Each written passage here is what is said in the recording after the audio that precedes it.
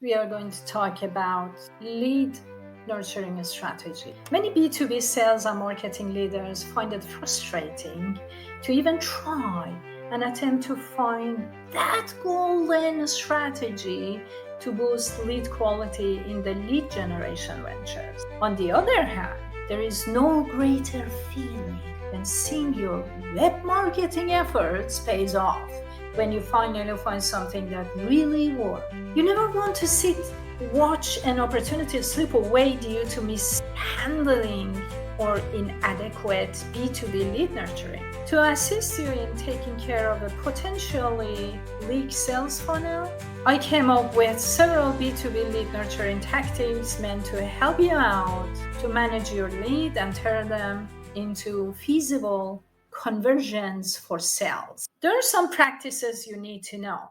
For example, categorizing your lead. Differentiate leads require their own amount of lead nurturing based on the audience. Technique categorizes leads based on the usual B2B sales funnel. From here, you may try to further divide them down into personalities depending on the lead kind. Here are some nurturing strategies. Unqualified leads. You know a little about these leads, but you still need to research how much money they can make. It's possible that all you have is an email address to work with. Determining whether or not they should be sent down the funnel will take more time, can be the most difficult to handle. So make sure you evaluate their true degree of interest, including sending them email, encouraging them to take a specific action. Qualified leads in action, on the other hand, these are B2B leads who are categorized based on how they interacted with your company. They could have gone to your website, for example, or responded to one of your lead generation emails. They obtain additional information about your services and products by downloading one of your pamphlets. And qualified leads marketing is about leads that have the potential to be transformed into a substantial sales opportunity, but they require a bit more work to iron out the detail. They may express interest, but they haven't given you a deadline or a pricing range. You may want to provide them with more thorough information about any product upgrades or discounts you're planning, and encouraging them and giving them some kind of exclusive if they take immediate action, for example. This strategy really works because I've done it before. And I used to work a few years ago when I was part-time. I've done part-time job. I was full-time a student and worked as at the sales department. And I came up with this idea to provide exclusive. And this is how I was able to land several sales a day. So that would be a great idea for you to do that, and they appreciate it. Qualified sales leads should be ready for a salesperson to contact them directly. They want you to tell them more about what they are interested in. So always listen to your prospect. Don't talk too much. Are very clever. They smell sales pitch stuff. As soon as they feel that you're trying to sell them something, they just go away. So be interesting and try to listen what they want, what they are interested in, and then sell it to them, the product or service you're planning to sell. Accepted leads by sales. At this point, you should be actively conversing with your leads, setting up follow-up meetings, and working towards their ultimate goal. Just take time to categorize your leads in any of the ways I told you just now, so you know exactly what kind of action and approach you should be taking to encourage them to get on board with what you have to offer and to have the most successful outcome with them as a direct result of your interaction. Another thing is to use a lead scoring system.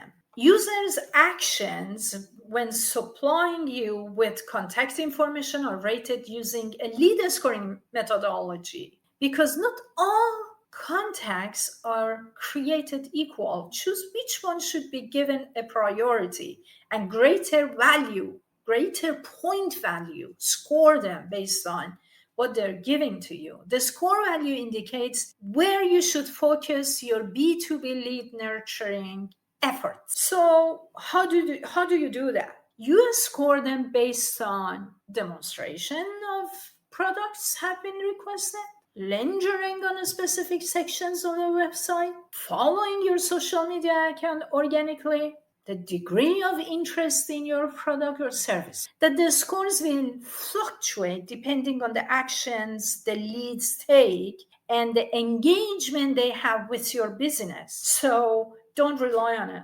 A lead with a higher score now may have a lower score in a week. It's best not to let too much time pass after you've taken action because of this potential change. Define the next steps after you've classified your lead and given it a score. As a result, they are less likely to go cold and miss out on a profit chance. Another thing is take advantage of email automation. A few weeks ago, I created a video about email marketing. I will put it down below in comment section for you to check it out. It helps a lot. Using email marketing automation is one approach to keep leads from becoming cold. It's easily one of the best ways to connect with potential and existing customers, and an incredible way to nurture leads. Can assist you with tasks such as automatic email production and alerting you when a lead makes a favorable contact. However, live human interaction isn't designed to be replaced by automation, so pick your approaches wisely. Many bigger organizations, I'm not going to name them, major player ones, I mean the ones that are close to monopoly, they really B2B lead nurturing tactics because their agents, they just use default email.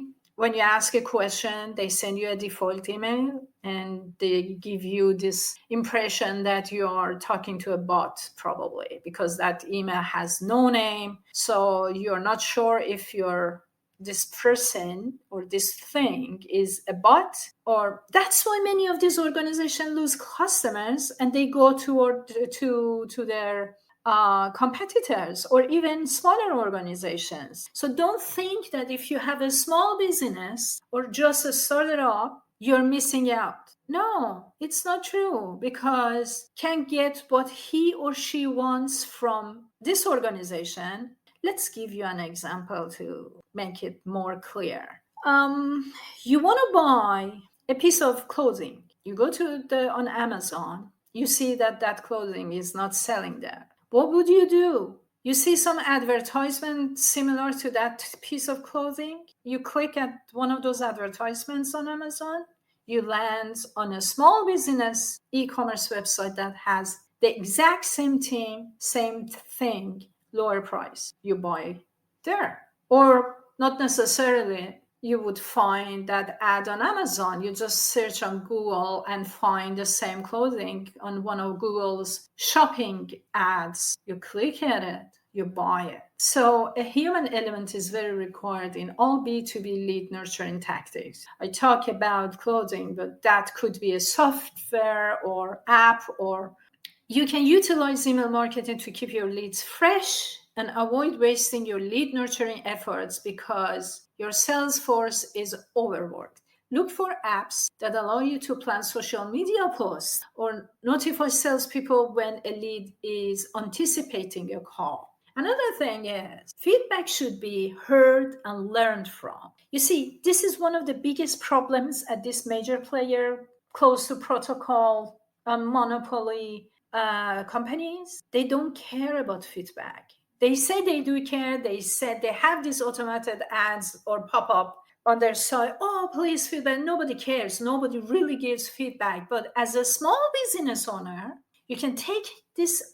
This is an opportunity for you to compete with bigger organizations who are selling similar products as you are. Here is your Nothing beats the feeling of communicating with your leads and learning about their expectations. You learn to understand what they want, when they want it. B2B lead nurturing teaches you how to convert skepticism into a solid sale, allowing your potential customer to feel confident in their choice. The whole point is to keep your customers coming back and making them happy with their experiences with your organization. That is why I have always customer care is very important, and customer service. So try to have a solid customer service, because that is the face of your business.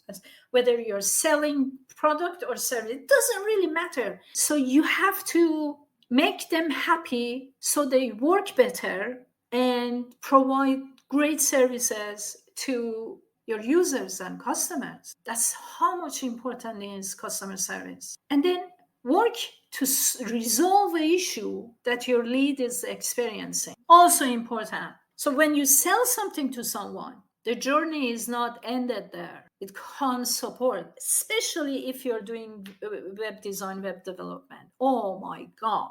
Be very careful when you sell a template to someone, follow it up with development. Do you know why? But he or she comes back for more, and you get more and more referrals and customers because you care. They trust your service. They trust your web development service. And as a result, when you come up with a new template, they buy it right away. This is how I do it. So it's very important. I'm locating information on a product environmental friendliness, or it could be anything. I talk about template, but a template design, web design, but you can just, the sky's your limit, whatever you're selling. It could be on holiday destination, especially in travel. I mean, in summertime and wintertime, when people are getting ready to go on a holiday, Christmas holidays or summer holidays, summer vacation. This is the time you have to find out. I mean, I have worked on many travel and destination, hotel travel destination projects, a lot of them. I closed more than 7,000 projects. And the majority of them were either real estate or travel or within beauty and dental travel clinics. And I sold a lot of patients. I landed sales in regards to send them different patients. Try to understand what your lead is experiencing if you are selling travel packages. Be open-minded and be patient. Find material to answer any inquiry your lead may have for you or in the future.